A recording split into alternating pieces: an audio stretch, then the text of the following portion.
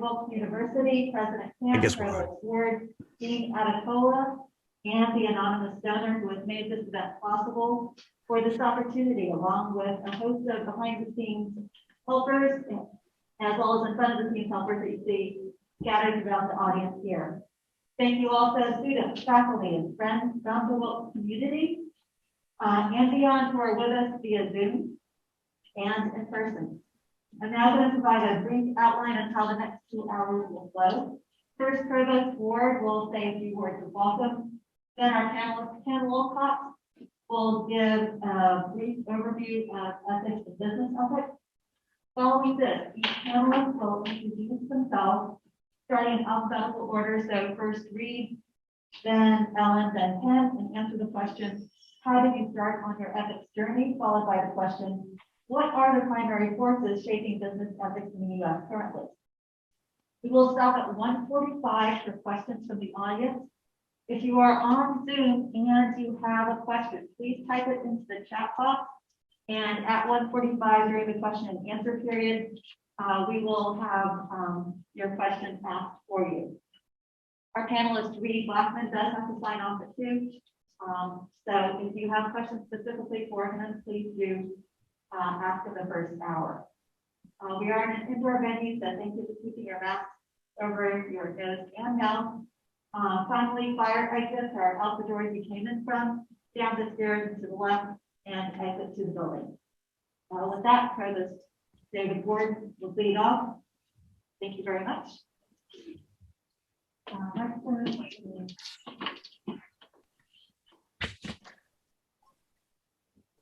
Okay, well, yes, that is fine. Hello, everyone. Hello, virtual people over there, I guess, our panel.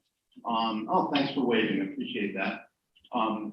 Fellow, former, well, sort of Red Raider, if I'm not mistaken. But in any event, I really appreciate the opportunity just to be here. Events like this is what makes a university special.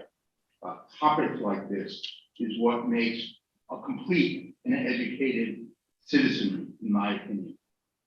Discussions around ethics, around this particular topic, in this time, in this place, is no more central than anything else I can think of. The reality is, this is the type of discussion that we as a citizenry need to have. I am so proud of the Sidhu School for putting this together, for giving our students and our community members an opportunity to have this type of discussion with an esteemed panel. I reviewed the information about our panelists, and to our panelists, let me just offer a sincere thank you for your time and for sharing your expertise with us today. And so on behalf of the university, I really just applaud the Sidhu School for putting this together. I thank in advance our panelists for the wisdom that they're going to share, and I encourage our students, faculty, and community members to actively engage in this extraordinarily important topic and discussion. Thank you, and good luck with the rest of the session.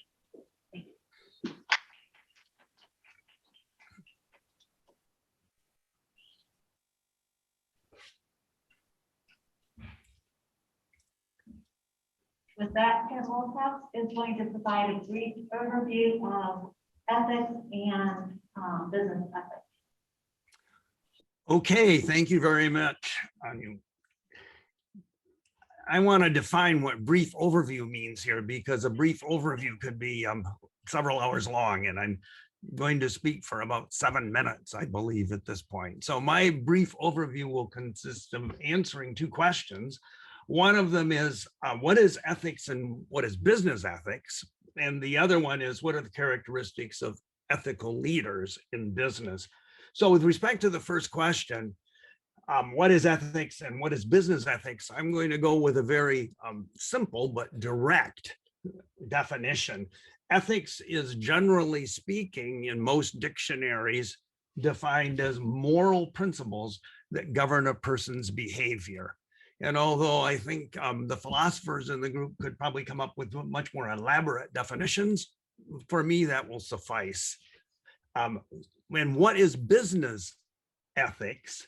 Business ethics is pretty much the same thing, except is applied to business organizations, probably largely corporations, but other sorts as well. And the whole concept of business ethics makes the leap that a corporation can be viewed as a person, at least with respect to specific questions, as for example, ethics. And before I go on to the second question about the characteristics of ethical leadership, I would just like to make a personal observation, and that is it's my belief that we are in an era, or perhaps coming to the end of an era, I hope, I'm not sure, but definitely in an era in which we as a country seem more willing to make that leap, that is treating corporations as persons, more willing to make that leap with respect to rights as opposed to responsibilities. So in other words, one example I think would be Citizens United, giving corporations a right which was up until that point in time not their right, and reserved primarily for individuals. I think we are have been for maybe 30, 40 years now, increasingly reluctant to require corporations to be treated as individuals when it comes to responsibilities. Or to put it simply, I think we often give hall passes to corporations that we would not give to individuals. And although I may be wrong, I definitely could defend that with numerous examples, but I won't. The second question in my brief introduction here is, what are the characteristics of ethical leaders in business? So I'm going to rely on the book that I just published about a year and a half ago. During the 20 or so years that I was running Silicon Valley Bank, I was keeping a journal, largely because, at least initially, I didn't know what I was doing. And I felt that a journal would help me. So starting 20 years ago, I every night would write down the problems that I was facing and what I thought I would do about them. And then every couple of weeks, I would sit down and review what I'd done about them and criticize myself about, or praise myself, depending. But it was mostly, at least initially, criticizing myself that I'd picked the wrong solution. My idea didn't work after all. I wished I could have done it differently if I could have gone back and done it again. So I like that system so much because a little bit of reflection every day or two or three, I think really helps us improve our game. So I kept doing it. And by the time I retired a couple of years ago, I had about 1,000 pages and I decided to turn it into a book. And since then I've been leaning on that book. So here's my definition of ethical leadership.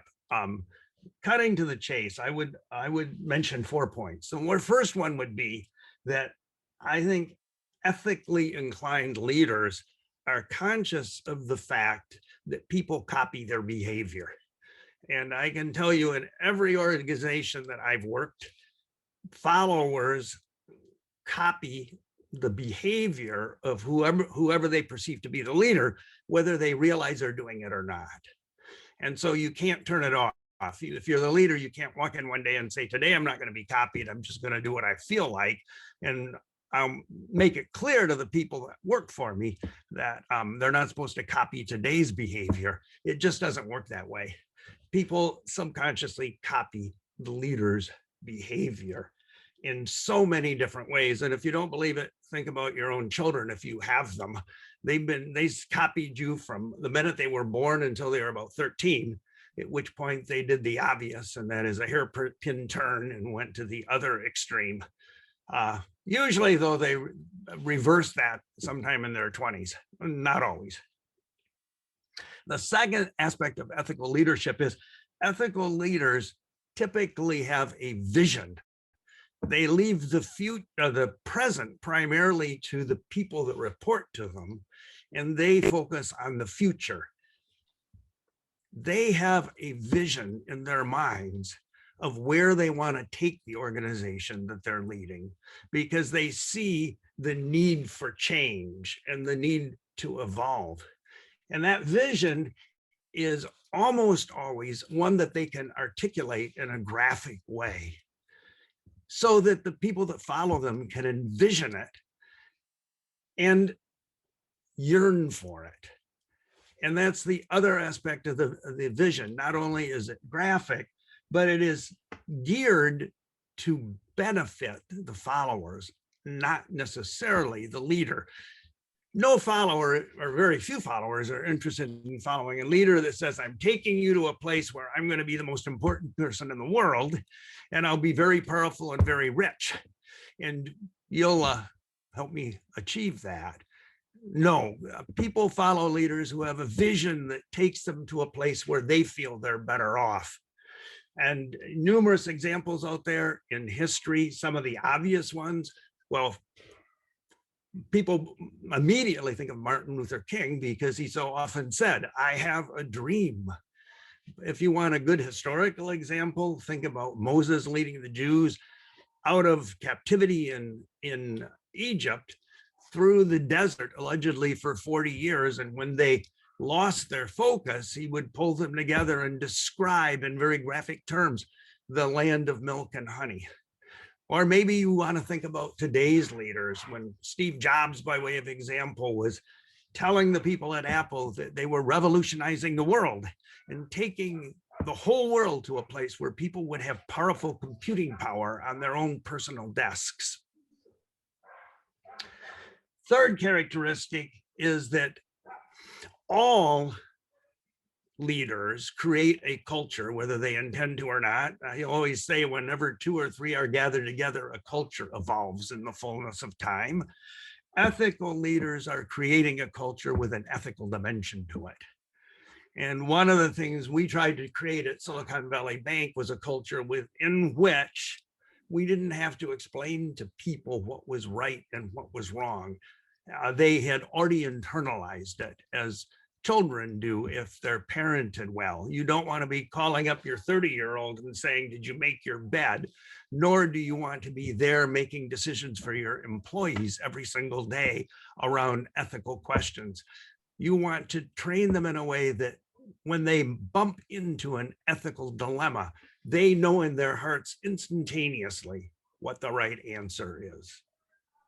And then the fourth aspect of ethical leadership, in my view, is very simply this, or let me put it differently. When companies go astray with respect to ethical issues, I think there's invariably something faulty in the decision-making process. Now, there are only so many ways that groups of people can make decisions. One would be through consensus. That invariably fails, largely because consensus is an illusion. It's almost impossible to get a group of people to agree to anything. And if you think you've achieved consensus, you're either dreaming or somebody's lying to you. They're faking it. And then they sabotage it afterwards. A second way would be dictatorship. Many CEOs of companies act like dictators, but in doing so, they're denying themselves the benefit of the brains that they're paying so much money for in wages and bonuses. No single person knows enough or has enough experience to make good decisions, be they ethical or otherwise, without the input of others. Of course, there's the possibility of democracy, but that's a formula for political suicide, because if you made a bad decision and told your board it wasn't your fault, your team had voted, they'd be looking for another leader quickly. So in my view, and I'll end here, the best decision-making processes in corporations that lead to the most successful corporations and probably the most ethical ones is the one that was allegedly invented, but probably wasn't, by Cyrus the Great a couple of thousand years ago. And it's the one that says diversity in counsel, unity in action, meaning a good leader pulls together the experts, the stakeholders, the people who have the knowledge base and the experience, and says, this is the question we face. How shall we address it? And then listens and doesn't frown when people say things that he or she doesn't like to hear, because when he or she notices that the leader is frowning in response to what they said, they clam up and won't contribute. So the leader listens and prods and questions and gathers all the information necessary to make the optimal decision. And then typically makes the optimal decision, or what he or she thinks is the optimal decision, and takes responsibility for it.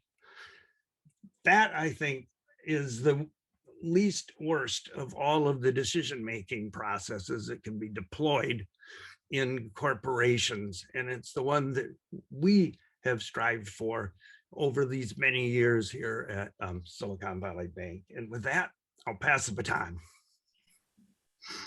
Thank you, Ken. Ellen, and then Reed, if you'd like to kind of briefly introduce yourself and then talk about, number one, how did you start on your ethics journey and what led you to where you are today? And number two, what do you believe are the primary forces that are shaping ethics in U.S. businesses? Sure. So just to make sure I heard you right, you want me to say how I came to be doing ethics and what I think the primary forces are. Is that right? Correct. Right. You may have noticed that apparently I'm not used to virtual stuff because I couldn't hear you quite, so I was leaning in as though that was going to make a difference. Very odd behavior. Okay, so my name is Reed Blackman. I'm the founder and CEO of Virtue, which is an ethics consultancy. I'll give a very, very brief story about how I came to be the founder and CEO of an ethics consultancy of all things. So I was, prior to this, a philosophy professor. So back in college, I became obsessed with questions pertaining to the objectivity or the foundations of ethics and morality. I had various kinds of concerns that ethics was BS, that it was all a facade, or was it real, or there was no ultimate justification for any particular moral position. That struck me as a particularly uncomfortable position to be in, given that I wanted to be able to justify my actions in some way. That led to a philosophy major, and then a PhD, and then being a professor for 10 years. So I've been interested in ethics for the entirety of my adulthood, I would say.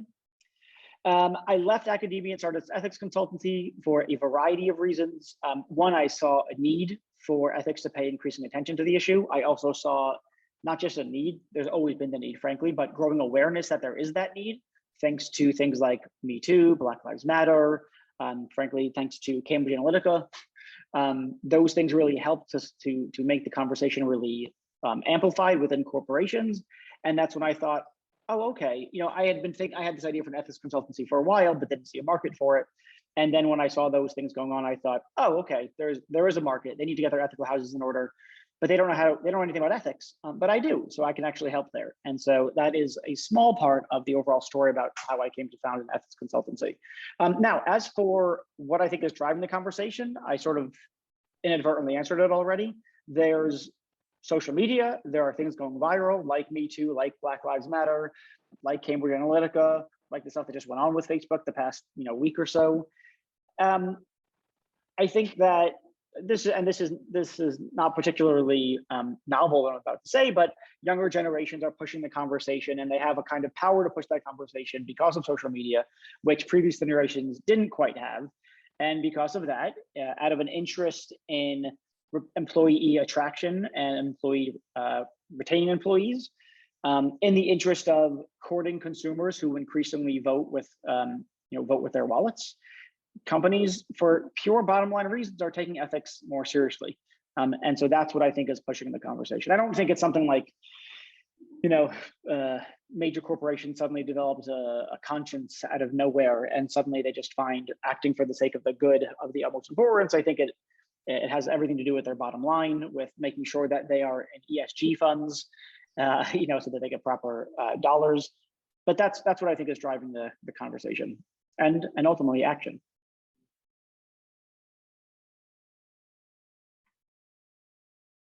Great, thank you, Reed. Charlotte, do you want to the same question.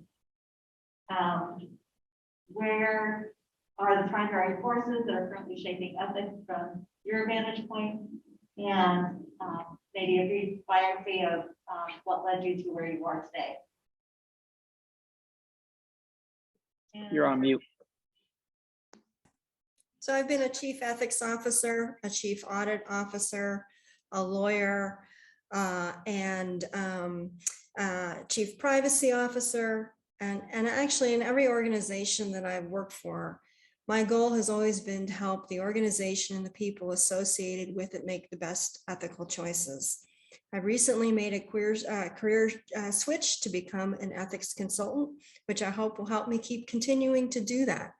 And I agree with Reed that the forces that seem to be changing and what I hope is going to become the ethics quake next to the work quake and the great resignation and the social justice movement is really a change in society about a requirement to hold businesses to good, solid ethics. I think the American public and maybe the world in general is tired of hearing of scandals where people put their own financial interest or other interests ahead of what they said the corporate purpose and mission was.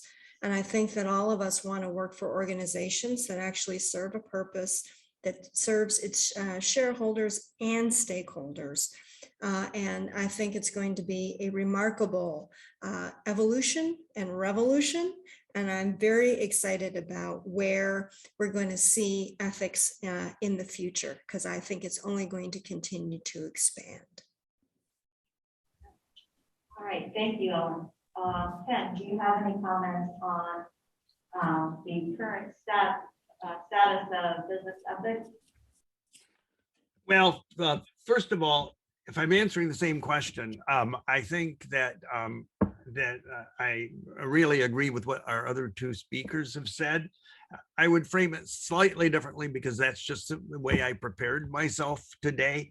I see what's taking place today as the convergence and the struggle of, I'll say, 4 different forces. We could probably have 10 or 20, but I'll reduce it to simply 4. One is tradition.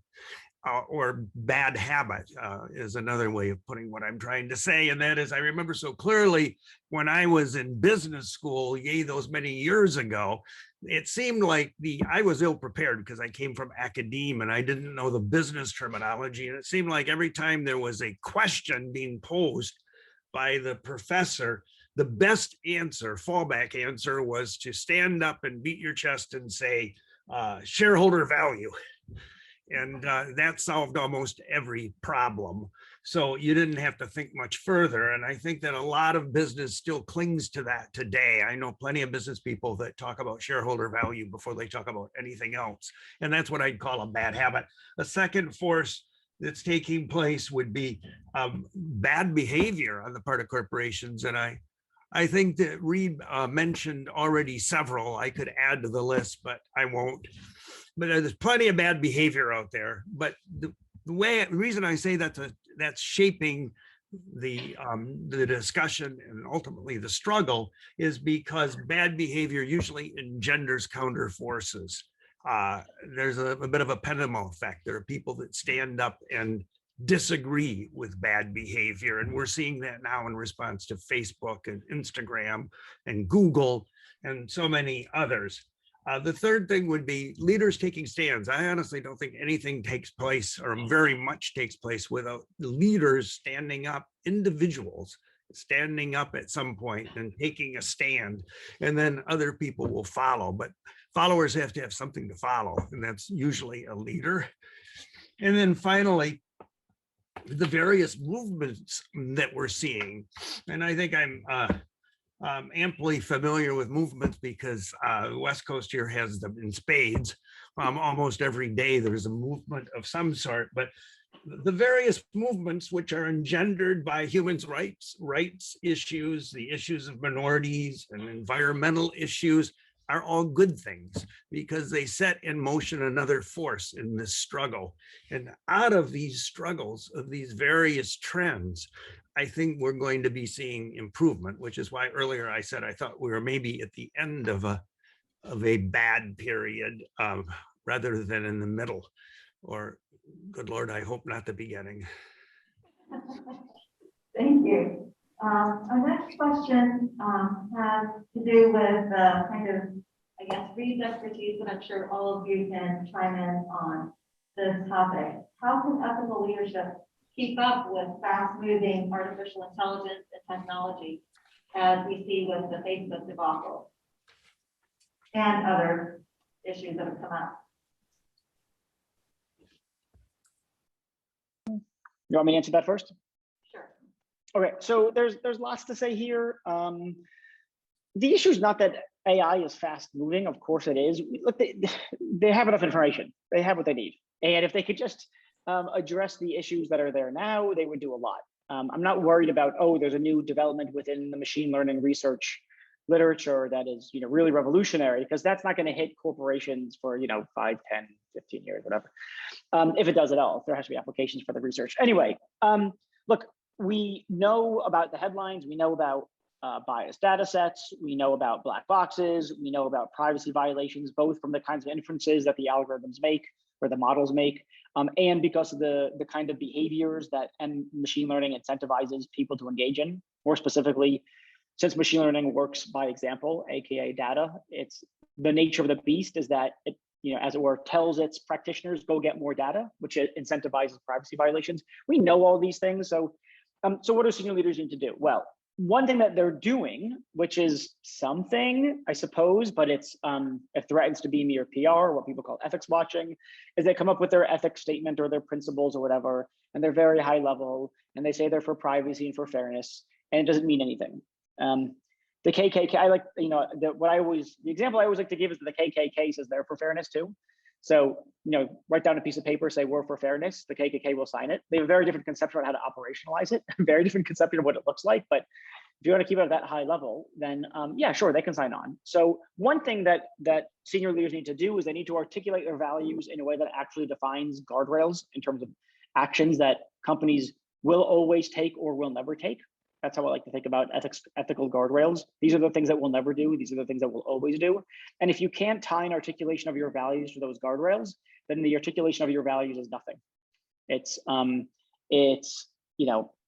at best, insincere, at worst, a lie, or well-meaning, but you don't follow through on it. So I think they need to articulate their values in a way that ties them to guardrails. Then it needs to be made sure that those guardrails actually work their way into policy, process, infrastructure, KPIs, performance reviews, blah, blah, blah. And then there just needs to be a whole bunch of other stuff that's put in place. Policy reviews, an articulation of what needs to be done in terms of when products are being designed, developed, procured, deployed. There's a lot to be done. And at the end of the day, it should be kept in mind that what we're not asking of corporations is that they be ethically perfect. We're asking them to do their ethical due diligence. And it's, in a way, if you've got the will, it's not particularly difficult to do your ethical due diligence in the design, production, deployment, monitoring of products. It's just not that hard if you really want to do it. The issue is not they have no idea what to do. The issue is they don't figure out what to do because they don't care that much. Some of them, and others do. Thank you, Reed. So it seems like, again, a bottom line issue where people are focusing on the numbers and not so much on the whole picture and the holistic effect. Yeah, I'll say one more quick thing about bottom line stuff. So look, I want you to consider 3 scenarios. Scenario 1, there's let's say a very elderly person who needs help crossing the street and you don't help them. Scenario 2, the elderly person needs help crossing the street and you help them so that other people will say, "Ooh, what a nice person you are," and they clap for you. And then scenario 3 is you help them moved by compassion for their plight and wanting to help them, wanting to do the right thing, whatever. Scenario 1 is the worst case scenario. Scenario 3 is the best case scenario. But notice that in scenarios 2 and 3, you're doing the right thing. Scenario 2, you're doing the right thing for the wrong reason. I don't think we're going to get corporations, most senior leaders, most, not all, but we're not going to get most senior leaders to do the right thing for the right reason. But I frankly don't care very much, so long as they're at least at scenario 2. So scenario 2, if you're doing the right thing out of compassion, that's scenario 3, that's great. If you're doing it because you want to protect your bottom line, that's cool, that's fine too, I'll accept that. If you're doing it because it feeds your ego to be known as the ethical person, fine, I don't care. As long as you do the right thing as opposed to the wrong thing. So yes, I think that there are bottom line considerations. In truth, I think we're most senior leaders, it's a concoction of motives. It's not the reason they're doing it, it's the set of reasons for which they're doing it. And if being, doing it for the, if you like, the right reasons is one of the members of that set, that's great. But I don't think it's a necessary condition for getting companies to do the right thing. Great, thank you. Ellen, Ken, I'm sorry, Ken, do you want to chime in next? Yeah, I absolutely agree that the values of an organization just can't be sitting there on a poster.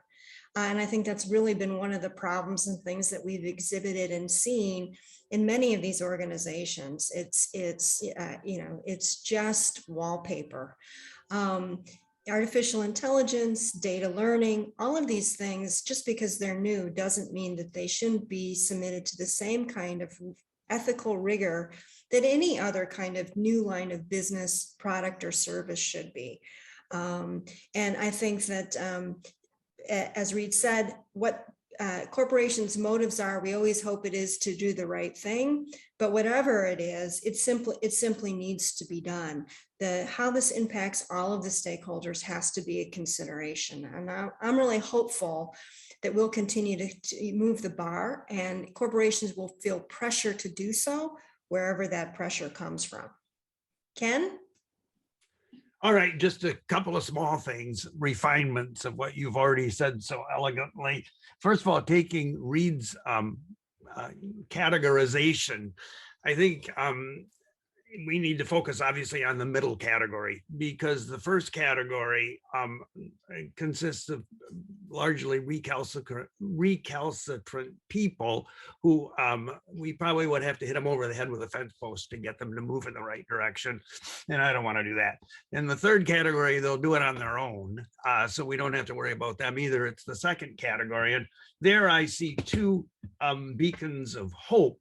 One of them is those organizations, and I don't think there are that many, but there are some, and those leaders, and again, not that many, but some, who are preaching that we need to veer away from Wall Street's very narrow focus on return on equity and start taking into consideration multiple constituencies, which include customers.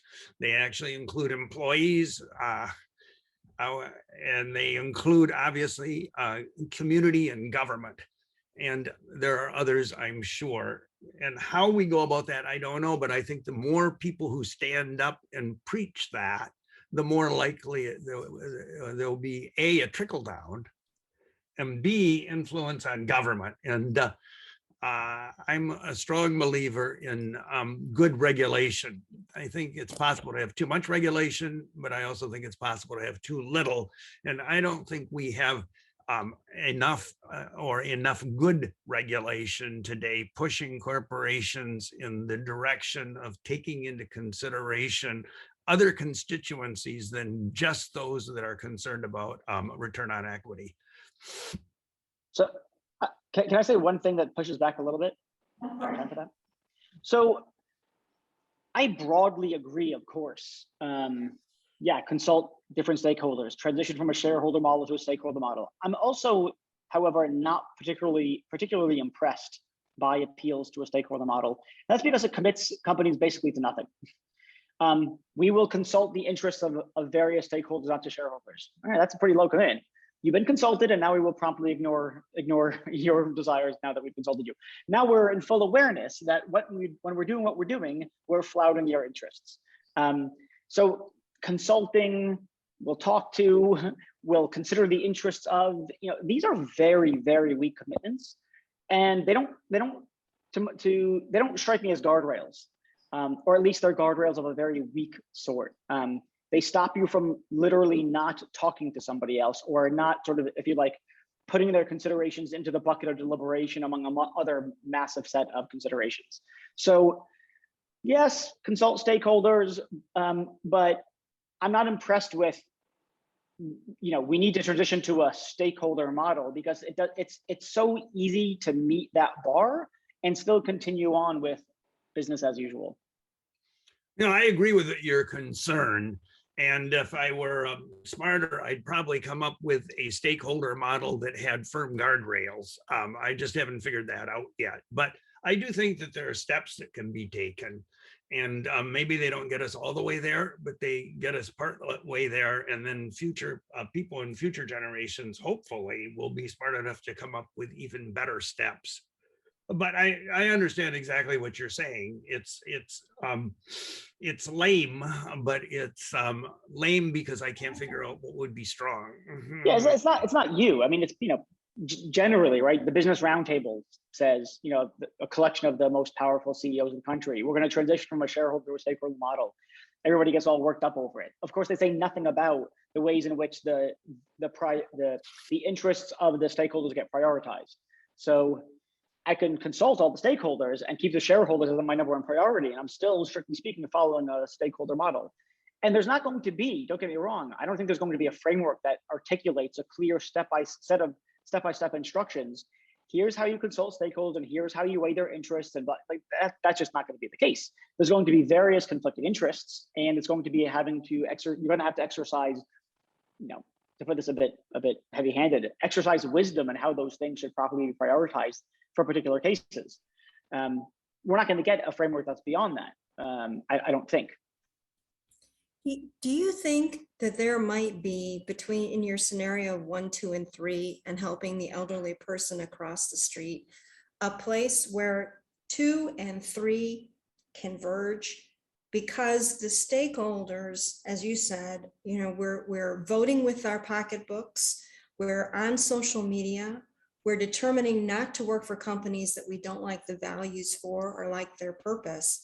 And while that's not a guardrail in a regulatory or policy purpose, it becomes maybe a social guardrail, and the social contract of what we, the consumer, the public, want from our organizations might be changing. And is there a way where 2 and 3 become 1? If you don't take care of your stakeholder, you won't be thought of as a good company, and you won't make money. They become so intertwined that those decisions become that guardrail for making good ethical decisions. Perhaps? Yeah. I mean, I wouldn't say that as a combination of two. I mean, 2 and 3 are artificial, right? They're just sort of thought experiments, where in scenario 3, you're simply moved by, if you like, things with ethical content, like you're moved by compassion, or it's the right thing to do, or you're moved by their suffering or some such. And 3 is motive not having to do with that. It's just not that. Whether it's ego, whether it's money, whatever it is, it's just not that. In reality, individuals are comprised of a great variety of motives. And so they really do have, I think, a lot of people, for instance, that I work with as clients, I think they do have, we want to do the right thing because it's the right thing to do, and suffering and blah, blah, blah, blah. We don't want to harm people. I don't think it's always the motive that's sufficient for getting them to open up the purse strings, so to speak. Mm-hmm. But it's a motive that's in the mix. So it is there. That said, a lot of those things,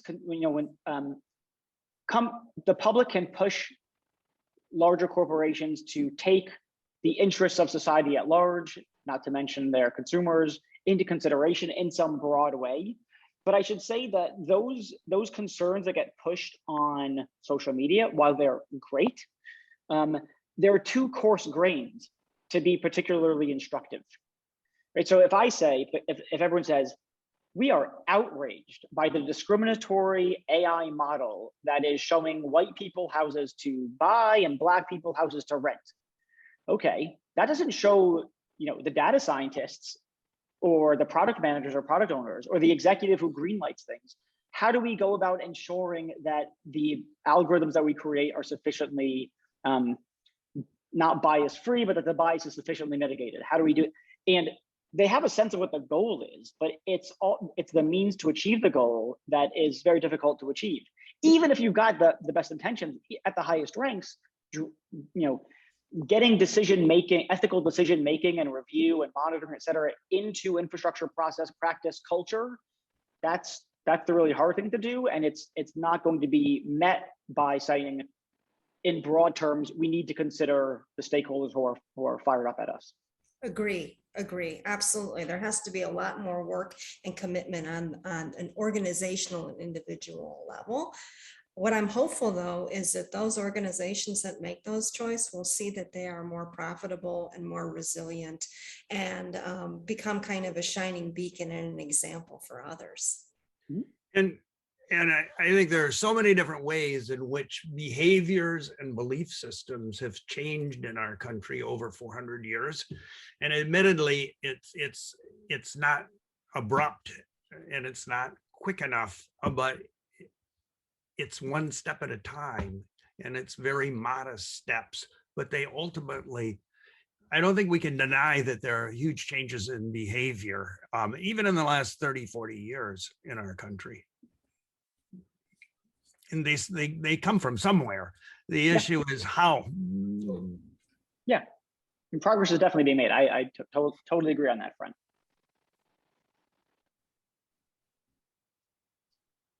Thank you all three for that discussion. My next question is that I'm going to be asking will be about ESG, the environmental, social, and governance issues. But before we start, we do want to stop at almost 1:45 and see if there are any questions from the audience. We have a mic, we will walk to you. So, question in the back?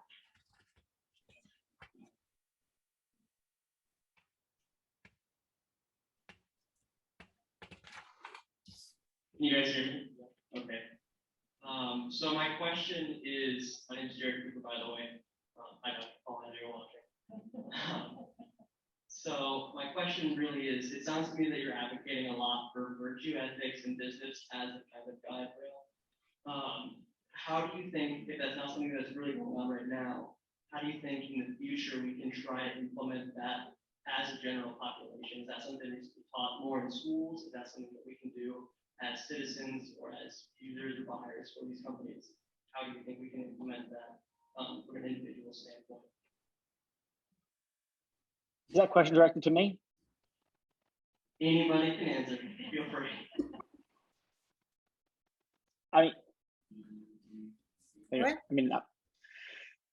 So I'm personally definitely not recommending something like, let's have all businesses be like Aristotle or something like that. Let's all, take virtue ethics as a normative theory and apply it to businesses and have people learn it and exercise practical wisdom. And that's a terrible idea. That's a recipe for disaster. When it comes to business, I'm much more of, I'm not a deontologist. I don't think that applying ethical theories to decision-making processes is a good idea. In fact, I think it's a really bad idea. But to the extent that I have to pick something like a theory, I would pick something like deontology and say, look, at the very least, what we have to do is set these guardrails. Here are things we will never sell your data to a third party. Or if we sell your data to a third party, we will always aggregate and anonymize that data. We will never release an algorithm that is more biased than the average hiring manager, by the best, most objective hiring manager, by whatever. I think that what needs to be had most of all are certain kinds of guardrails, and then certain kinds of processes for doing due diligence. Hey, let's look around the corner for the ethical risks associated with this model, or whatever the product is, I don't care. Or with decision about how we're going to redo, how we're going to operate more generally, or how we're going to do business in this country. I think there's certain kinds of due diligence process that needs to go on, but that's far from recommending that the content of that due diligence process is, I don't know, nicely captured or reflected by an appeal to virtue ethics. Yeah, I would definitely agree. I think what I was more so going for was like a spin-off of that, of virtue ethics, as in like you talk about like a guardrails for values, and I think that those values will be different for each business, but there are some that, would fall into the category of virtue ethics that would be universal for pretty much all businesses, like, honesty, transparency, diversity, stuff like that. That would be just good to have in general, Yeah, but that stuff also strikes me as too high level, right? Everyone, especially in the AI ethics world, everyone talks about transparency. Okay, so you want to tell everyone everything? No, we value transparency. Okay, so what does that mean? Are you going to tell everyone everything? Well, we're not going to tell everyone everything. Are you going to tell no one anything? Well, no, we're not going to tell no one, nothing or whatever, anything. So you're going to tell some people something sometimes. Yes. Okay. I still don't have a value yet. I still, give me more about what it means to be transparent in a way that's actionable, as opposed to sometimes we'll tell people some things and sometimes we won't. So again, appeals to transparency don't mean anything to me unless at a bare minimum you can say we will always X. To give an example that I don't think that companies necessarily like to do, we will always reveal the contents of the deliberations of our ethics committee. But that's okay. The way you value transparency is you have an ethics committee, it engages in certain kinds of deliberations and decisions, and you will make those deliberations and decisions always clear to the general public, to third-party auditors, to whomever. But that's a way of tying your claim that you value transparency with a particular concrete action. And hopefully you can do more than that. But if the articulation of transparency is not backed by an articulation of the kinds of things you'll always be transparent about and with whom, then I don't believe it. It's not credible. So let me reference an actual development 20 years ago that I think illustrates how these changes can take place. In the wake of the Enron scandal, the US government passed Sarbanes-Oxley and brought into being the PCAOB, which was the monitor for accounting firms. And initially, people like me reacted very negatively to Sarbanes-Oxley and the influence of the PCAOB because it felt like we were being asked to do something that was a waste of time, cost us a huge amount of money, and was unpleasant to do. And it was just increased accounting standards and more complicated procedures. In the fullness of time, two things have happened. One of them is that the accounting practiced by US corporations has improved.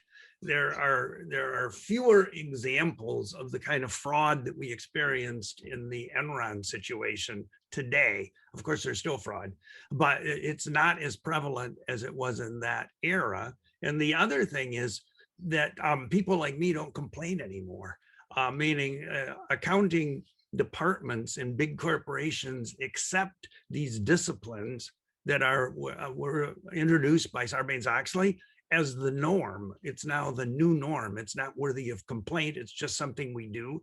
And when people are forced to do something often enough, it's a little bit like flossing. The first 30 days you hate it. And by year 10, you can't imagine going to sleep without having flossed. I think people just if they change their behavior, if people are forced to change their behavior, they often change their beliefs in accordance with the change in behavior. And the world changes. Belief systems are different. There is improvement in that, at least that single regard. So I think one of the themes that we're really all talking about here is accountability, and that can happen in all kinds of different ways. We've certainly seen huge scandals, and Facebook is, maybe the scandal du jour. But where is the accountability for the board, the executive leaders, for the regulators, for the employees? And your piece about speaking up, Ken, I think is terribly important. I think that is something that has really eroded and maybe is now getting a rebirth. We see some of the social justice movement where people are willing to go to the street and protest. But I think that when we see corporations act in ways that we think is unacceptable because they won't be specific about what transparency means, or they won't tell us exactly what they're doing, or they have these great values in a code of conduct that they're actually not adhering to at all, I think we have the power to demand accountability. And I think we can do that in many different ways, through laws, regulations, how we vote, how we buy things, how we monitor boards of directors. But I think that piece about raising our voice when we see people behave in ways that either don't give us credibility or don't give us accountability about what they're really doing. And I think that when you think about, well, where's the future? I hope it's about gaining our voice back. I think those are great answers. Thank you guys so much. Thank you. Are there any other, one more question in the audience? Dr. Hughes, is it time? Yes. Hi, Ruth Hughes. I am from the Sidhu School of Business. And quick question. So I'm hearing you talk about guardrails and hard guardrails, you know, this idea of accountability. I think it really sounds terrific. Here's the issue that I'm wondering about. So you're a public company. You put in these guardrails that probably will have an impact on profitability. Because if you no longer gather the data that you need to gather, it's not as valuable. So what happens? How do you prevent a shareholder backlash? How do you, what are your suggestions for ensuring that you don't get a situation where shareholders say, oh, this is too much, and push back?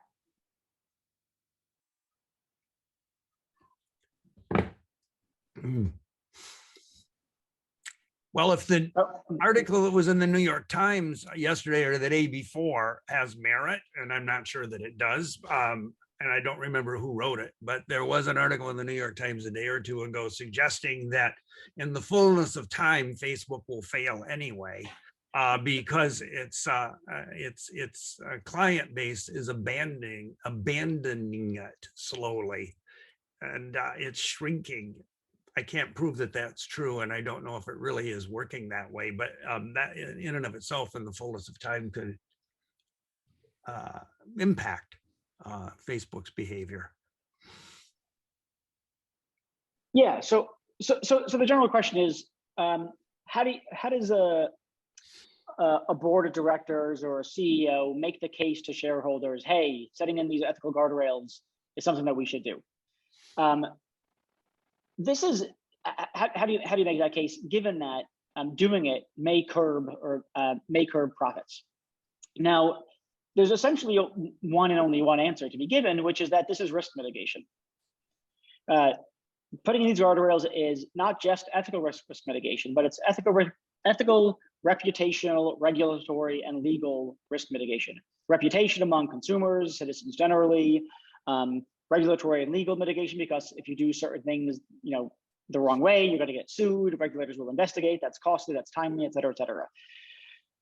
The entire, and this speaks to Anu, you started talking about ESG. The entire claim around investing in accordance with ESG criteria, environmental, social, and governance criteria, is the idea that, and they don't say it this way, but this is what they're really saying, I think.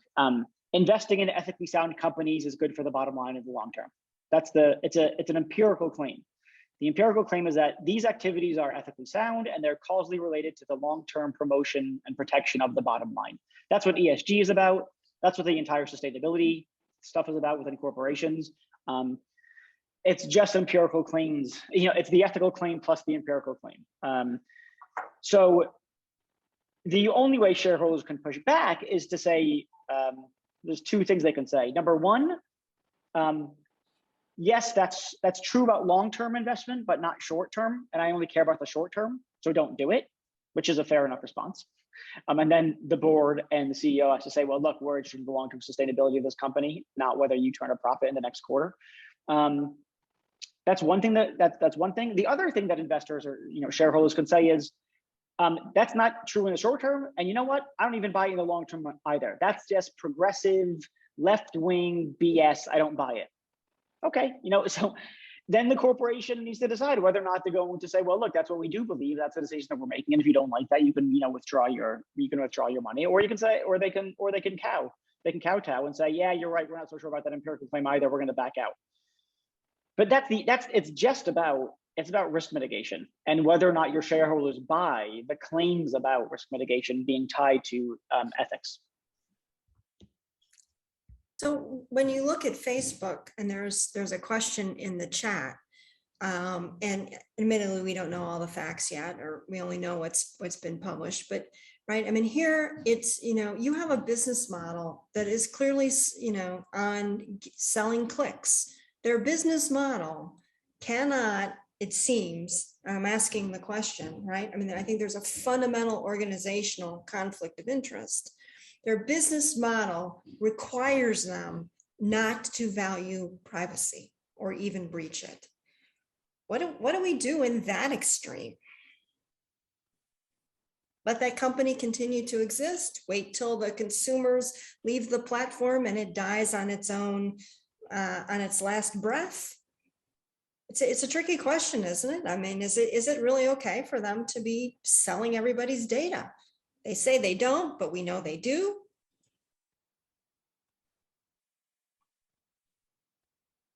Yeah, and that's the kind of company where the shareholders are going to say, look, the business model is such that we're just going to keep getting in this kind of trouble. That's just what it's going to be. So we don't need these guardrails. It's not the case that long-term it's going to mitigate our risk, because long-term our business model is not going to change. And so it's still going to depend upon these things. So we don't want those guardrails. Keep collecting that data. So, for some businesses, it's not going to work. And I think they're actually right about that, for what it's worth. I said earlier, it's an empirical claim that acting ethically is conducive to the long-term protection and promotion of the bottom line. That's an empirical claim, and it is simply, unfortunately, just the way the world is, it's not true of a lot of companies. And so, yes, the only way to move them is by regulation and law. That's it. And heavily enforced regulation and law. Yes, because Facebook still hasn't paid the GDPR fine, right? Yeah, no, their business model is we can outrun the fines. Yeah. Right. It's all built in. So yeah.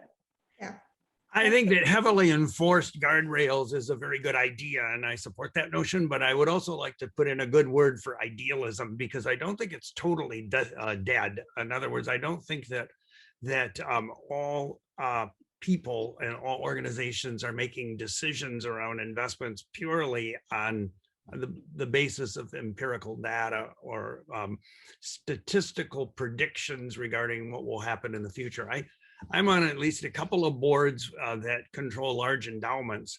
And unless I'm reading my fellow board members incorrectly, many of them are actually motivated by ideals, meaning they don't want to violate their ESG commitments because they believe it's wrong, irrespective of the expected outcome in terms of bottom line. So there is some idealism left in this world.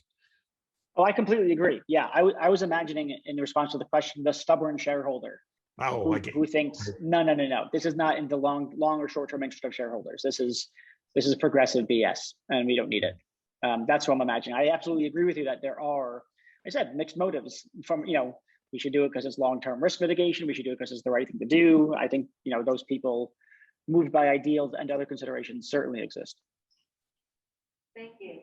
I believe we have one question from the chat. Reed, are you good to stay on for the last question? Yeah, I can do another 10 minutes. I have a meeting, as you know, but it got pushed by 10 minutes, so I can stick on. Great, thank you. Richard? Hear me? Okay, there we go. The question was from James Blankenweb, and I believe that if it's okay with that, I think it kind of answered it already. It was along the lines of Facebook and the guardrails. Is that correct, James? All right. All right, so there's a saying that says if you want to manage something, you have to measure it. How do you foresee ESG and topics coming down the pipeline be measured, specifically ESG, since we're on that topic? And how might those guardrails be established more firmly for companies? Because now, of course, we have to disclose some of the sustainability items on our financial report.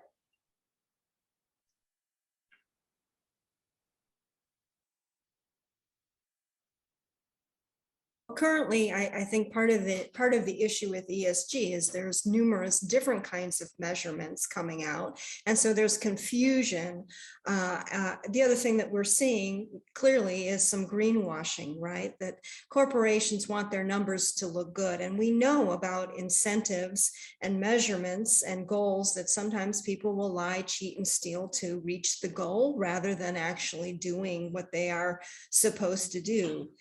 Sears and the McDonald's ice cream fiasco are examples of that. And so I think it's going to take some real time to kind of really figure out what it is, how it needs to be measured. And to Reed's point about credibility, you just can't say that you're being transparent about these numbers, but you really don't know what they mean or where they come from. Certainly there's, debates in companies about, is this come out of finance? Does it come out of the ethics and compliance department? Where does it come from? So I think this is, we're going to see continued evolution and change. And I hope refinement. I hope some real refinement around it, because back to Reed's example of the three ways to cross the elderly person across the street. There are some people who are simply doing this because they want to be seen as good, but they haven't really done the work or put in the right guardrails or really know what the right measurements are to be good. And so it's kind of like that poster of values on the wall that says we believe in integrity. We believe in transparency, but here are a bunch of numbers that don't really tie to that. So there's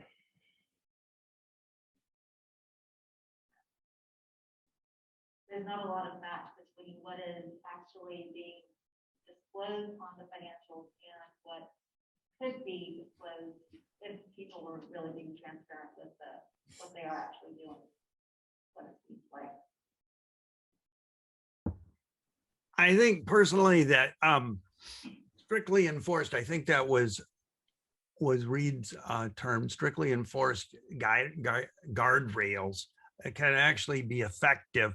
I'm in a unique industry, so perhaps what I'm about to say doesn't apply across the board, but in banking, I can assure you that the Federal Reserve is capable of strictly enforcing guardrails, that it actually works.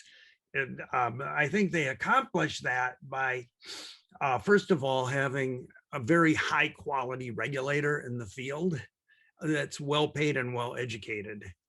And it has lots of time to go through the enforcement process and go through the auditing process and figure out whether or not we're doing what we're saying we're going to do. And I actually think, having worked in at least one other country as a banker where I had to interface with the banking regulators, that that would be another data point that would encourage me to believe that it is possible.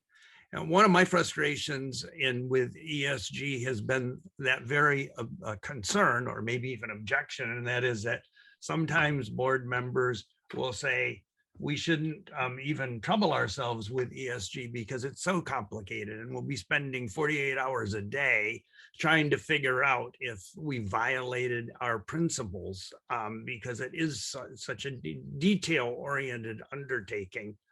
But that strikes me as more a ruse than anything else, because other organizations seem to find the way, and I think successfully, although obviously I can't guarantee it. Thank you. The next question has to do with followership. How should businesses envision a culture of ethical practices both from managers and employees? For example, in most cases, I can learn to understand you much better if I. sorry. For example, in most cases, managers engage in unethical practices because of a strong core of enablers or followers. How can we promote courageous followership in which followers say no to their managers? Yeah, so I think this really gets to a lot of different goals and incentives. And I think one of the things that we see in a lot of organizations is performance evaluations are simply on your goals and not on what you got done, not how you got it done. And you can hear people argue that, we can't really measure or evaluate people on their ethical behavior, but I think the answer is absolutely you can. And when you know that people have cheated to receive a goal, they shouldn't be getting a bonus. They shouldn't be getting credit for achieving the goal. And I think we have to make it really clear that we care not only about what you've done, but how you've gotten it done. And it has to be systemic throughout the organization. So it's, again, much more than just a poster on the wall that says the values, but it's really embedded into the processes, into the policies, and into how the organization operates. And it's I think we have to be careful and to stop really encouraging sometimes what I consider the legal cover-up. We don't, as a society, graciously sometimes accept organizations that apologize and said, we did it wrong and now we're going to correct it. And there's a decision-making process that goes on at the board and the executive level of let's fight the lawsuit or let's make it right. And there really should be a change in that dynamic. Because what we don't necessarily do is encourage organizations to correct quickly and disclose as to what they've done. So I think a lot about it is it shouldn't just be pay for performance, it should be pay for ethical performance. Ken, Reed? Yeah. So yeah, a couple things. I think all of that is right. The question is something like, what do individuals do when they find themselves in an unethical organization or an unethical subset of that organization? The very short version is go read Mary Gentile's book, Giving Voice to Values. It's really good. And it'll tell you what to do. I just want to point out though, and then I think it's an organizational responsibility first and foremost. And I think this is relevant. Maybe this is not particularly relevant to the question, but there's an issue about measurement and we're measuring outcomes. Ellen, I loved your point that we need to measure the means to the ends as well. That is to say, measure the extent to which the means to the end were undertaken in an ethically sound way. I think that's right on. But I also want to focus on the fact that it's not just hitting numbers, and it's not, I'm interested to hear Ellen's perspective on this, although I have to jump in a second. It's not just about compliance. So compliance is making sure that people follow the rules. And if, I've gone to a number of talks where people talk about creating an ethically sound organization, and then they start talking about measuring people's behaviors. And they start talking about rules that require certain kinds of behaviors. They talk about a code of conduct. And I always think that's just the wrong-headed way to look at things. If you're looking for ethical behavior, ethical actions, yes, you need compliance. You absolutely need, some kinds of guardrails, blah, blah, blah, blah. But really what I think companies should be aiming to do is to create the conditions under which individuals are invited to act ethically.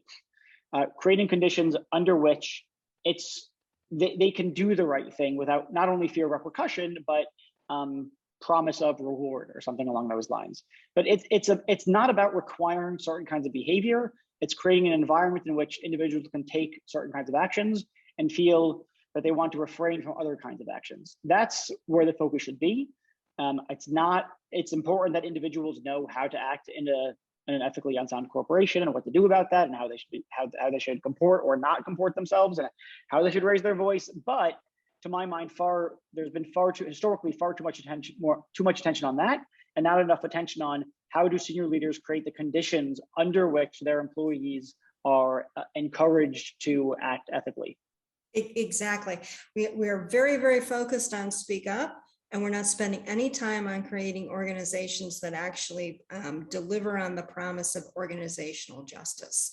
You are treated fairly. You have the right resources. You have the right pay. You also have procedural justice. You understand that you will be treated fairly when you raise a concern, and you're given the right support. And if those two aren't hand in glove, you're just really paying for a big PR campaign, I think. So I couldn't agree more, Reed. I think we haven't focused really on that environment where people can make the right choice. And then we want to blame the employee when they don't. And that gets back to my point about earlier about accountability. We're not holding organizations accountable when employees make the wrong choice because they really didn't have a choice at all. I'd like to add one small point to what our other two speakers have said. And that is many corporations, and probably actually most corporations, I might say even all corporations, make the mistake, I believe, of when it comes time to paying bonuses, ignoring the ethical questions. In other words, 100% of the bonus is based on what people refer to as production. And very little, if ever any, of the bonus is based on, for want of a better term, good citizenship, but people adhering to the values of the corporation, and in particular, acting in ethical ways. Whereas there are a few corporations, and I'm familiar with a few, who actually say that some percentage of the bonus, maybe 50, is based on quote unquote production, and the other part of the bonus is based on adherence to or behavior that's consistent with the values of the corporation. And values, a typical value might be ethical behavior. Another one that I've seen is focusing on being supportive of your fellow employees and working to provide solutions to the customer that are a benefit to the customer as much as to the corporation. And that can be monitored. It requires courage, though, because then managers have to make judgments, and they don't necessarily have access to numerical data to back up their judgments. But that's what courage is all about, I think. Yeah, and that's an excellent point, Ken. And you know where else we see this is in promotions. And one of the things we don't do as an organization is when somebody is up for promotion, we don't talk to them about what that means for their ethical obligations.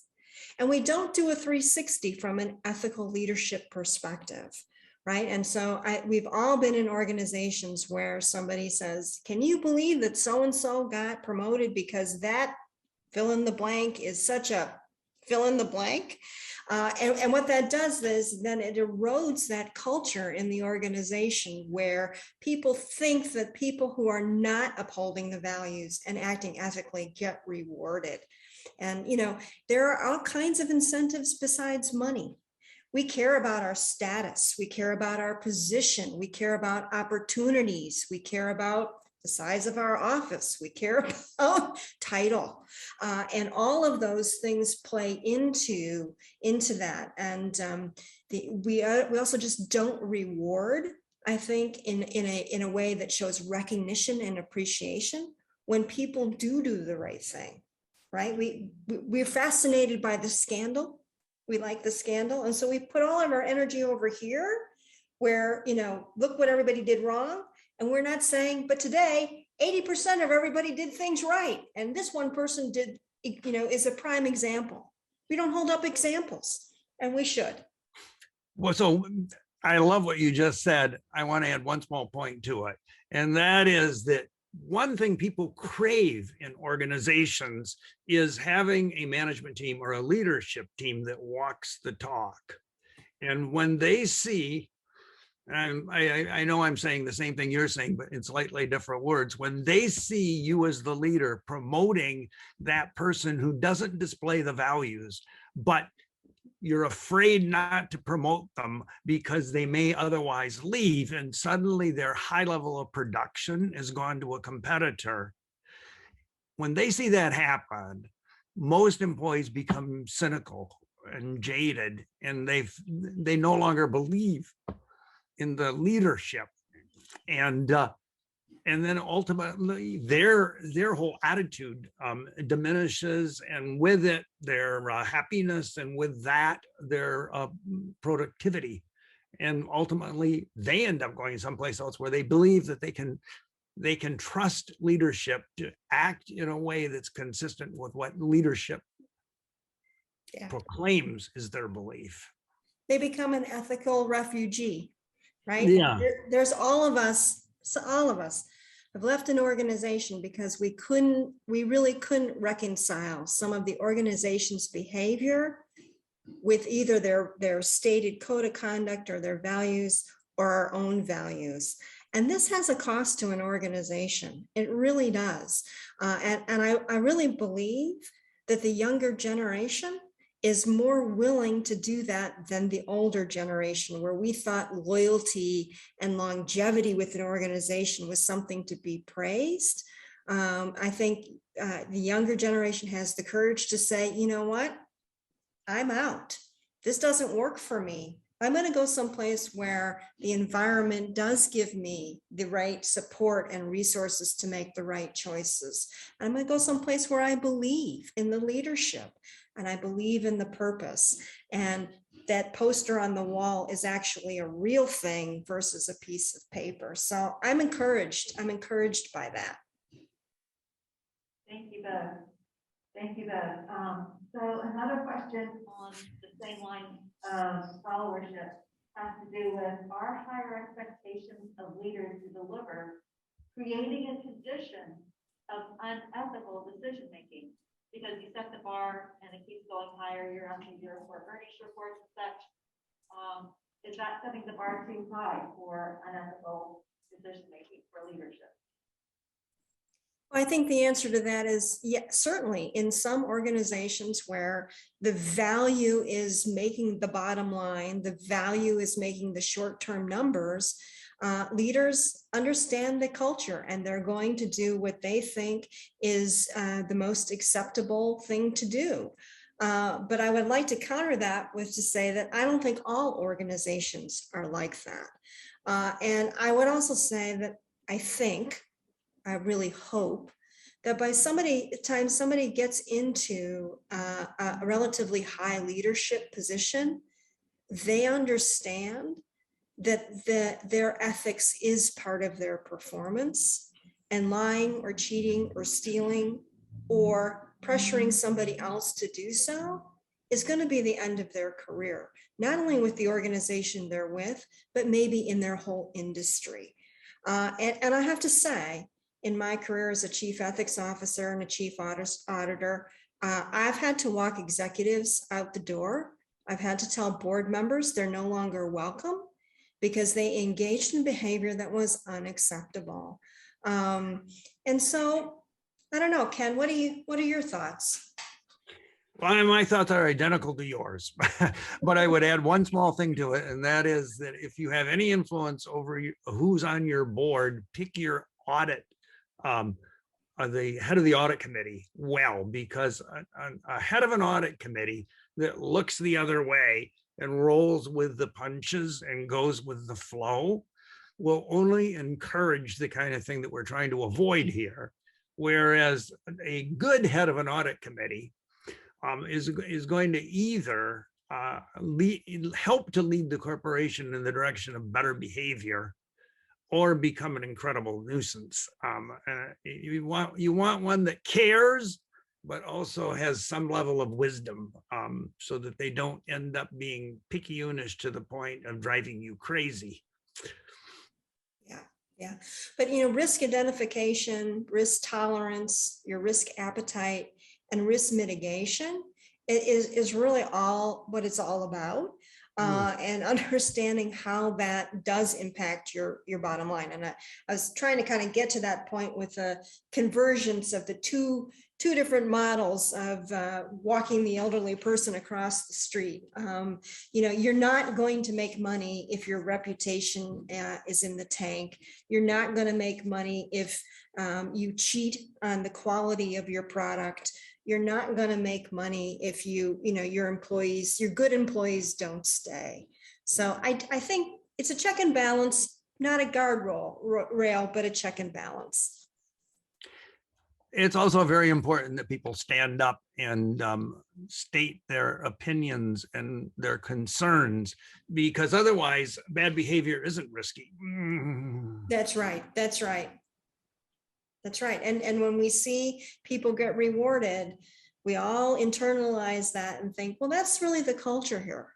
That's really, it's okay to cheat, because when you see that one person get the promotion or the big bonus, you're like, okay, they've rewarded bad behavior, so it must be okay.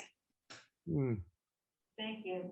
Another question that we have is, moving forward, I guess the question is, do you see ethical leadership differentiated from functional and effective leadership?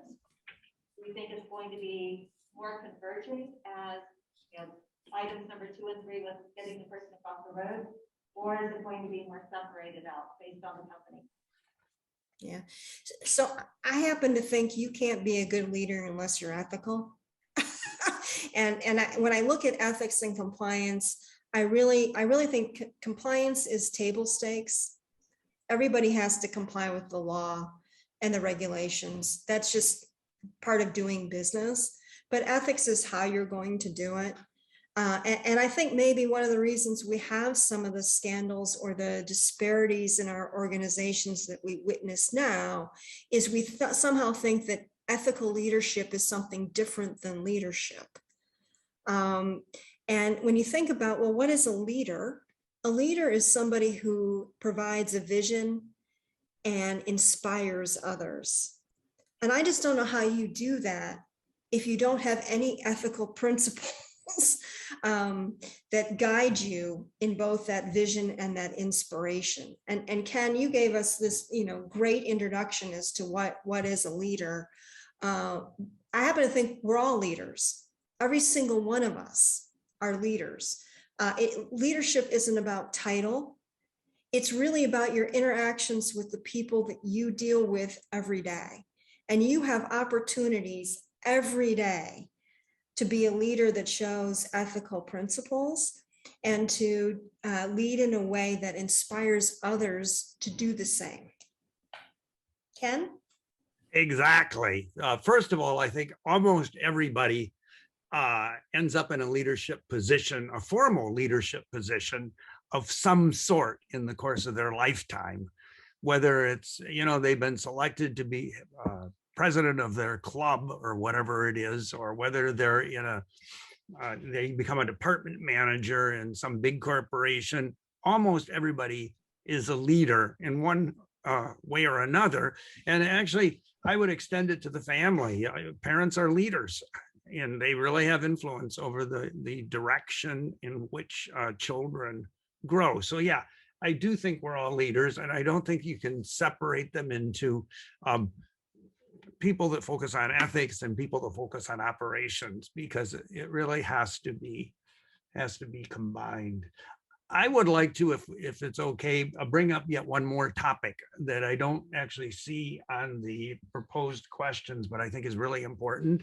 Of course. And that is that I think the problem in many respects, or the challenge, let me put it that way, in many respects is becoming more difficult rather than easier or solvable as we globalize. And because our organization is one of the few in the banking community anyway that is global in its orientation, I've seen in these past 20 years since we started doing business in other continents, I've seen situations that help me to understand how complicated this is really becoming to a greater extent than was true when I was starting many years ago. First of all, the supply chains are much more complicated, much more extensive, and take in a lot more different countries than was once true. So today, if you're worried about human rights, you can't just focus on the US. As a matter of fact, it doesn't do you much good to focus on the US because we don't manufacture much here anymore. But you've got to then focus on several different countries around the world. And that becomes extremely difficult in terms of auditing for human rights abuses. Much more complicated than it ever was before. That would be number one. Number two is we've got this thing called the American Foreign Corrupt Practices Act, which basically says that you can't engage in too much tit for tat. Like I'll give you a license to engage in a certain kind of business if you give me enough gifts. And on the one hand, I recognize the intent of the American Foreign Corrupt Practices Act. And I certainly would be reluctant to publicly say it's not a good idea. The other side of the coin is that there are societies, countries in this world that have societies where what we would call conflict of interest is actually foundational to the society, to the structure of society. And there are countries where if you're going to be doing business, it's going to be very difficult to do business if you can't accept a gift of over $25. So I'm not proposing that we say, let's throw out the American Corrupt Practices Act. I'm just saying that doing business in other countries makes it extremely difficult and complicated relative to just doing business in your home state or your home country. And a third one, which we face here in Silicon Valley, and various of you face this same problem in other parts of the country. And that is that China now has, and this is not an anti-China statement, this is just a fact that I know the DOD is very much worried about, has a legally mandated what they refer to as civil military fusion, which means if you're a civilian in China and you're in possession of technology that would help the military, you have an obligation to share it with the military. So we've got this situation here in Silicon Valley where on the one hand, the DOD is visiting regularly and saying, we don't want you selling to China because it's going to end up in the hands of the military. And then the venture capital and the innovation community says, but we're not selling to the military, we're selling to private companies. And then the DOD responds by saying, yes, but those private companies are under an obligation to share technology with the Chinese military. So I hope you notice that I'm not bashing China, nor am I taking sides, at least in this conversation. What I'm saying, it becomes immensely complicated. And when we were just selling technology to countries in our orbit, so to speak, it was much, much less complicated. But now we live in a different world. So I do think that being ethical, whatever that ends up meaning in the end, is triply complicated based on the extent to which the whole world has moved in the direction of globalization in the past few years. Yeah, so some people call the Foreign Corrupt Practices Act the Foreign Anti-Culture Practices Act. Exactly. And so one of the things that Americans seem to do more than others is not respect culture. And people do have different ways of behaving and acting with one another that we don't necessarily encounter. And so there's a whole line of criticism against the FCPA. And for those students who are interested in it, I encourage you to think about it, because it is really America imposing our ethical regime and our culture on how business will be done globally, which has economic impacts, which I think is really, Ken, what you're saying is that, it is hard for us to do business sometimes because we have rules and regulations that make us be anti-cultural and not respectful of other countries or other people that we have to work with. I don't have an answer for that except to acknowledge that it is a conundrum and it is a problem which is not making us very popular to do business with, because it's our way or the highway. And some people are saying highway, see you later. I do think, though, this gets to one of the comments that Reed made about organizations have to set up not just the code of conduct or the poster of values, but environments where people can make the right decisions. And those environments are going to be different in different places.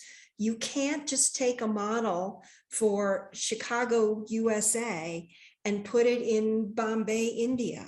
It's just not going to work. And we know it's not going to work. So changes definitely need to be made there. And I also have to say that your quote about diversity of counsel, unity in action. When we think about diversity and inclusion, or sometimes it's referred to as JEDI, right? Justice, equity, diversity, and inclusion. We can't culture wash in the same way we can't greenwash, we can't ethics wash.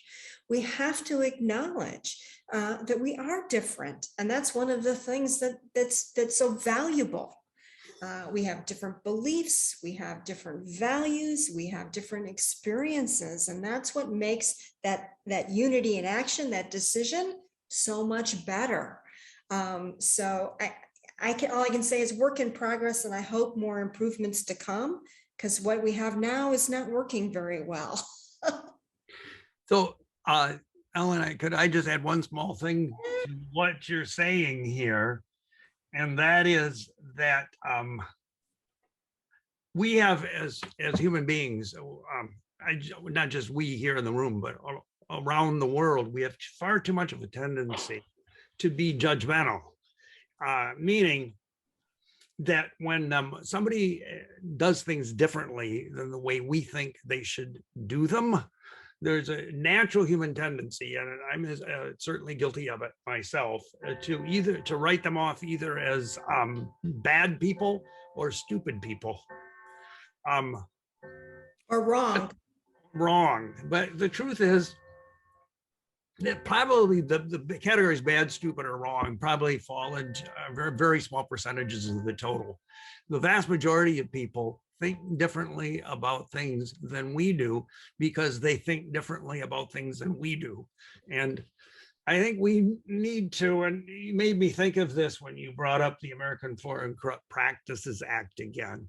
I think we've got to try to understand what the thought process behind the social convention. Why is it working that way? And hold off on judging until we've thoroughly thought it through. And in some cases, thoroughly thinking something through takes generations, not hours or days or weeks. So I think I would say that applies to the American Foreign Corrupt Practices Act in spades. Yeah. And the other thing I would add to what you're saying is it's very important to help your employees understand the difference between the spirit of the rule and the letter of the rule. And one of the problems that I consistently ran into, and in particular with my legal department, was that the legal people, and banks end up with pretty big legal departments over time.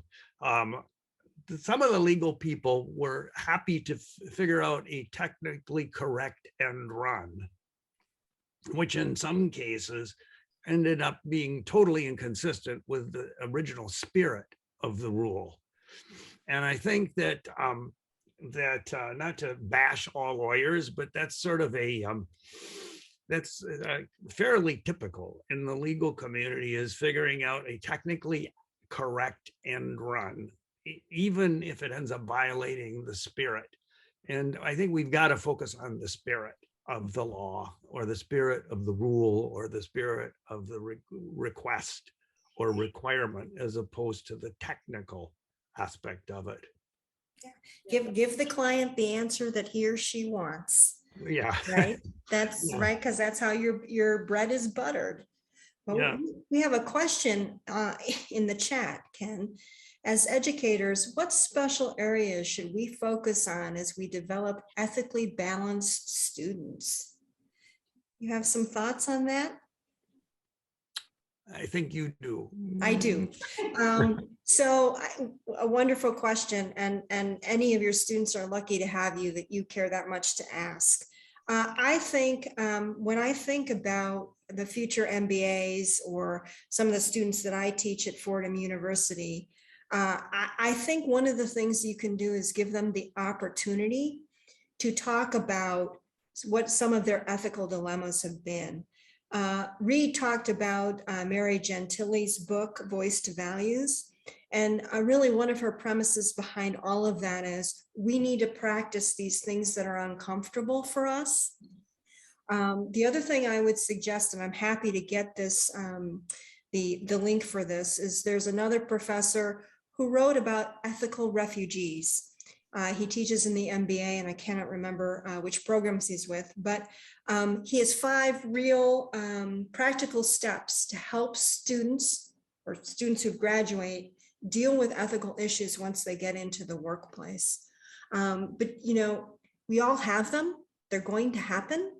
And what you can do for your students is A, acknowledge that, and B, maybe doing some practicing about, well, how are they going to handle a situation if they get asked to fudge a number, cheat on a goal, are inappropriately harassed, or see discrimination? What are they going to do? How are they going to handle it? And if you did that for your students, they would be one step above and much better prepared than probably many other students.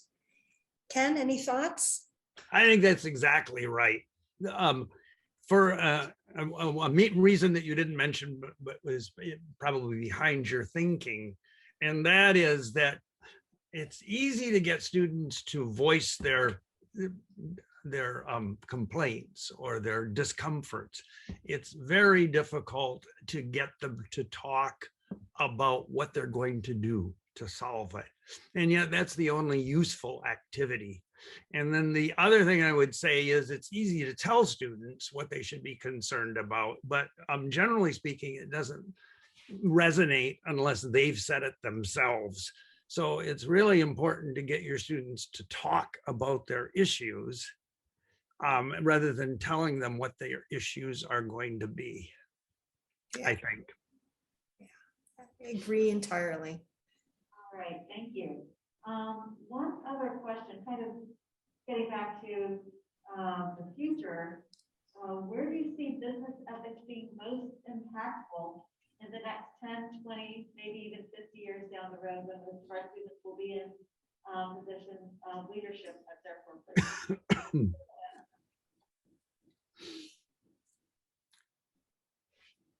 I don't know.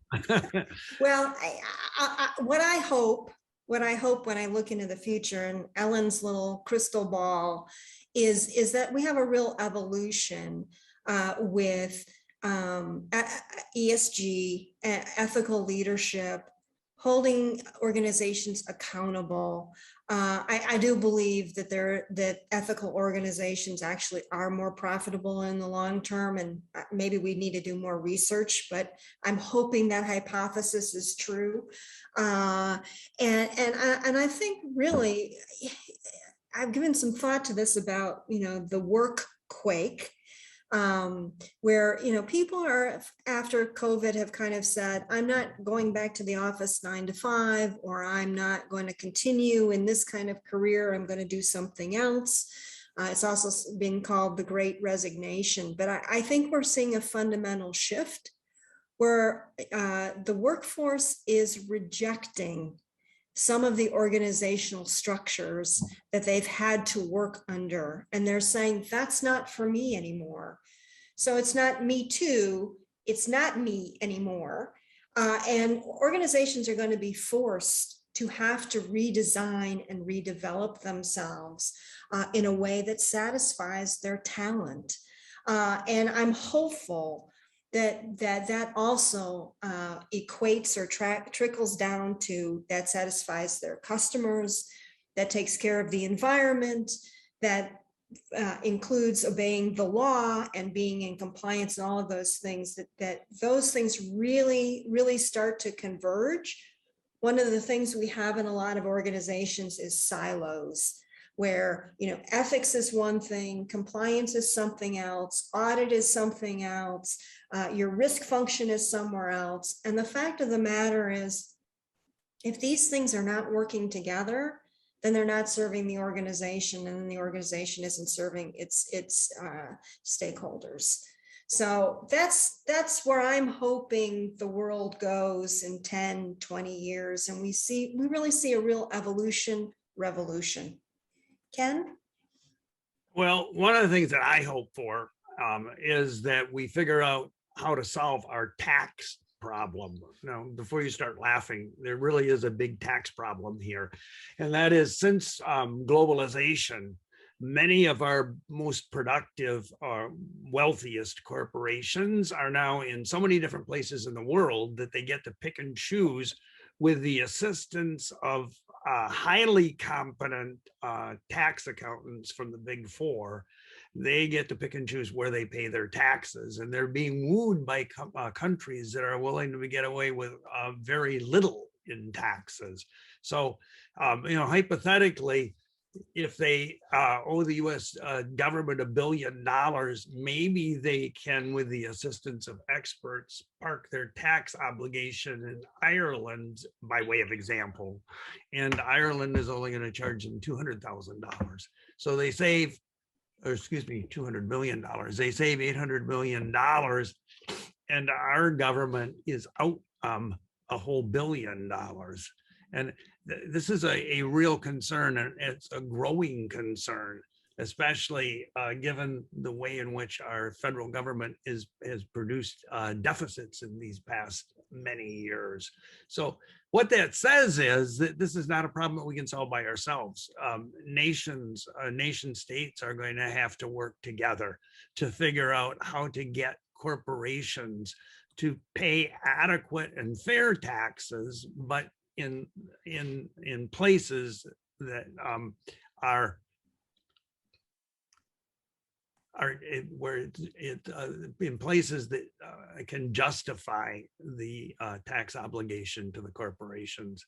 And I do think that this ends up being a much bigger problem than meets the eye at first glance. And it may not sound like it's an ethical issue, but it actually is an ethical issue.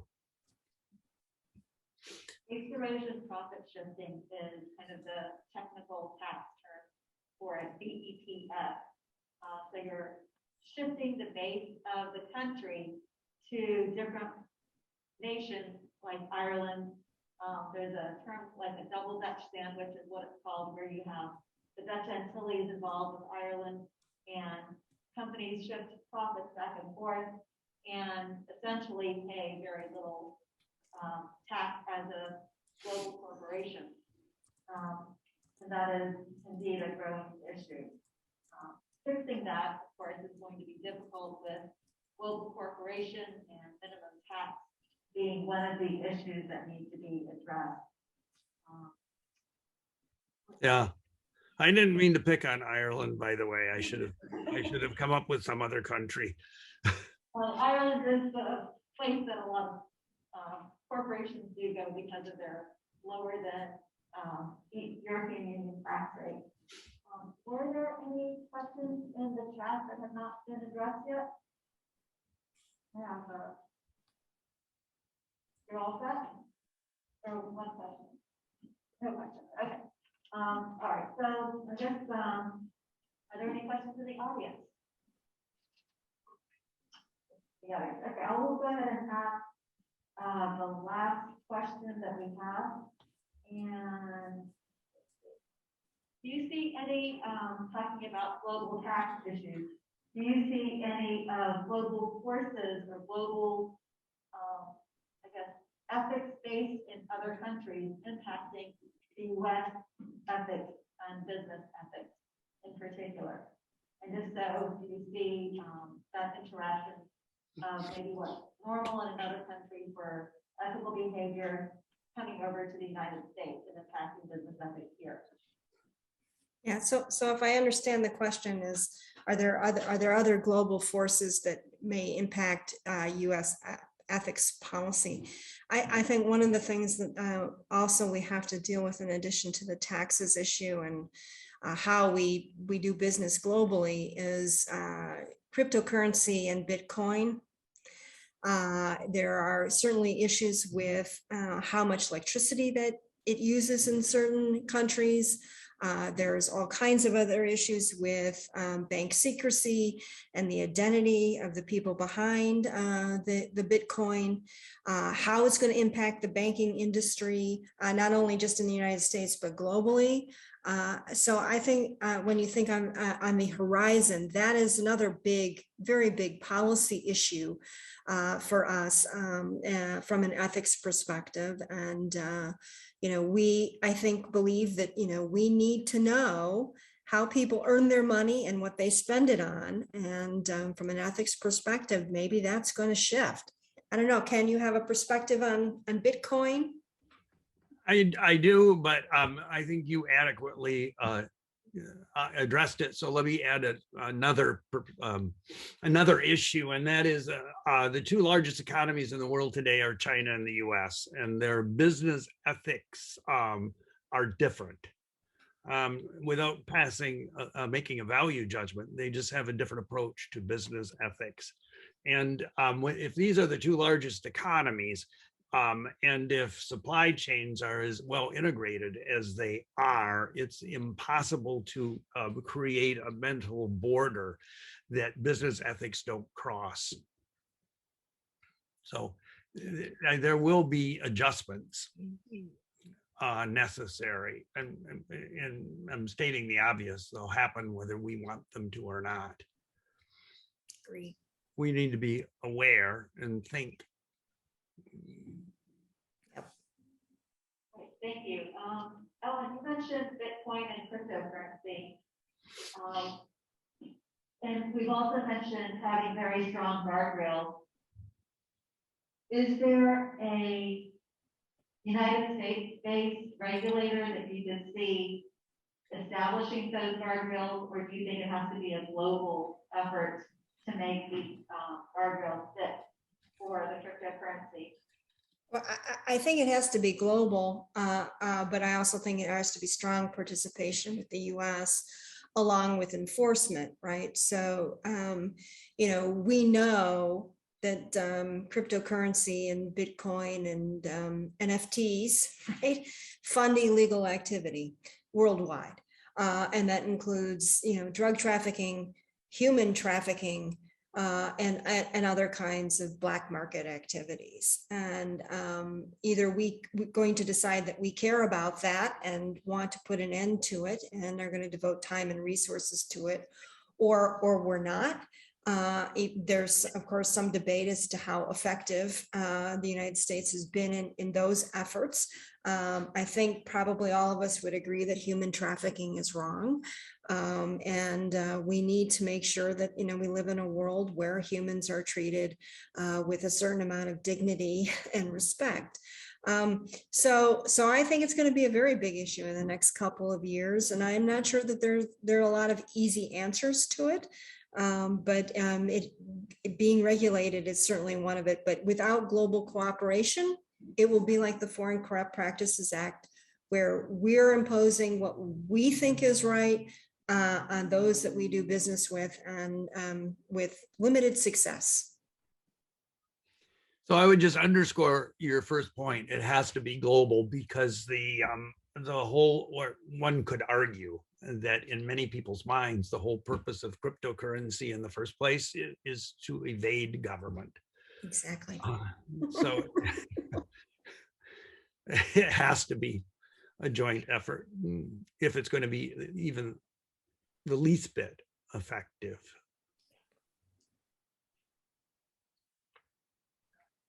All right, thank you both very much. Are there any other questions from the audience in person or the audience on Zoom? Feel free to. Right.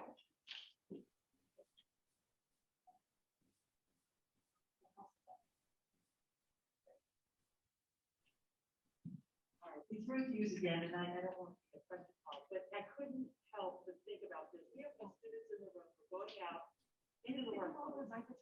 We can't, I'm sorry, I can't hear you. Can you hear me now? Yes, thank you. So we have these students going out into the workplace now, and we're talking about, economic refugees and doing the right thing. So we're now looking at the Facebook employee, the woman who leaked the documents. And so that in and of itself has to raise an ethical as well. And so at what point, how do you really give specific guidance to, you know, the students, these new employees that go into a company, they see something happening, they try to speak up, nothing happens. They can leave, but that's not really correcting the wrong. What about taking what is possibly an illegal action to correct the wrong?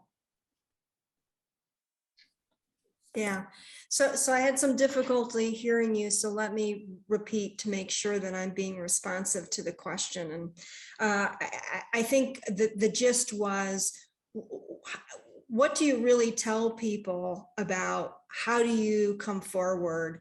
And particularly in an organization where that may be difficult to do so. I think we have a real disparity, particularly in American organizations, but perhaps in global ones, where we spend a lot of time telling people to speak up, but then we are very evasive about the process, about what will happen. And in fact, in some organizations, those of you that might be familiar with Wells Fargo and other things, we go out, we circle the wagons, and we blackball you, we fire you, and we make sure that you never work somewhere else again. So with that backdrop, and the purpose of that backdrop is to say, there is no organization in the world, no matter how many times they tell you they have zero tolerance of retaliation, can actually promise that that won't happen. People who come forward and blow the whistle, I'm not a fan of the term whistleblower for a bunch of reasons, but people who come forward with concerns are very courageous. It takes a lot of courage and thought to do so, particularly if the stakes are high. One of the things that I encourage people to think about is always try to have an ally and have more than one if you can. Two purposes for this. One is you want to kind of check your thinking and maybe your facts to make sure that there's some substance there. The other is it is going to be harder for the organization to take negative actions against you if there's more than one of you. There are some organizations where, frankly, they really do take things seriously. They really have a robust process, and they have safeguards and guardrails against retaliation, and there are others that don't. And I would say to any student, you need to ask some of those questions when you're interviewing. One of the questions I always ask is, what do people get fired for? Which gives you an idea of where the values of the organization is. And the other question you can ask is, what happens to people who come forward and raise concerns? And that will give you an indication of, are you in the right place? Or maybe this is not the right place for you. So I hope that was responsive to your question. Ken, any thoughts? I have another thought that doesn't really relate directly, but I still want to say it. And that is, I think that for the educators, encourage your students when they go out looking for a job to think about the culture of the organization that they're targeting, or the culture of the organization with whom they're interviewing.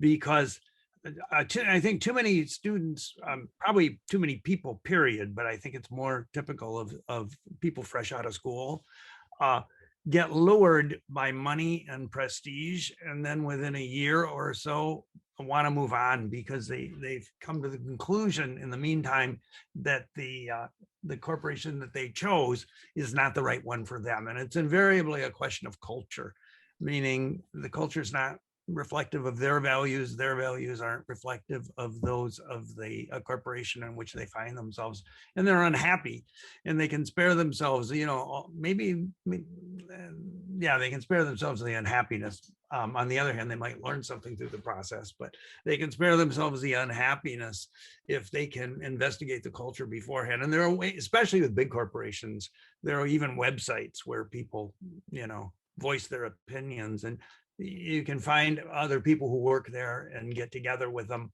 And sometimes they'll be honest and tell you what they really think. But people, generally speaking, don't think about that enough and underestimate the importance. But I'll bet you can tell me if I'm wrong, because you're probably the expert here more than I am, Ellen, but I'll bet you that when people leave companies or corporations, that most of the time they're leaving because they don't fit the culture, or they hate their boss, which is almost the same thing as not fitting the culture, Yeah. and not for other reasons. And prestige and money are important, but that's not the key to happiness in life, because you can always find somebody who's got more prestige and more money. I do think, though, that sometimes organizations don't invest in this organizational justice, which is really making sure that employees are treated fairly. And that doesn't mean that everybody's treated the same, but it means that the processes and the procedures are really designed to be transparent and open, and to take into account what every employee's contribution is. On people who come forward, there have been lots of studies, and there's really a number of important findings. And I think this is another thing that organizations sometimes don't take into account. People who come forward are really not motivated often or primarily by revenge or disloyalty or hostility towards the organization. Actually, it's the opposite. They're usually very, very loyal employees, and they see something that's wrong. And the one thing they really want is they want it to stop. They really want it to stop because they care. They care about the organization. And I think that we mischaracterize many people who come forward as concerns as bad performers, malcontents, disgruntled, and that just isn't really the case. The other thing that the research shows us is retaliation isn't the number one reason people don't come forward. It really is that they believe nothing will get done. And that correlates to the reason why they're coming forward. They're observing something or having to do something that they think isn't right, and they just want it to stop. And I think if we put our focus on that, instead of, oh my gosh, there's going to be a huge lawsuit, we would be much more productive in the way that we deal with folks. I think everybody knows the story of Wells Fargo and some of their, 212 whistleblowers who were, treated abominably. Anytime somebody's come forward to me with a concern, my first thing is to say, thank you. You're giving me information that can make the organization better. And I say, thank you. It's a gift. It's like feedback. It's a gift. And we need to treat it like that and be respectful about it. I think that's totally right. I also think that people yearn for fairness in the organization that they're part of. Absolutely. Absolutely. Thank you both. On that note, I believe there are no more questions in the audience. There are no more questions online. So with that, I'd like to close our first annual Business Ethics Forum. Thank you all so much for coming to our panelists. We appreciate your time. Yep, thank you.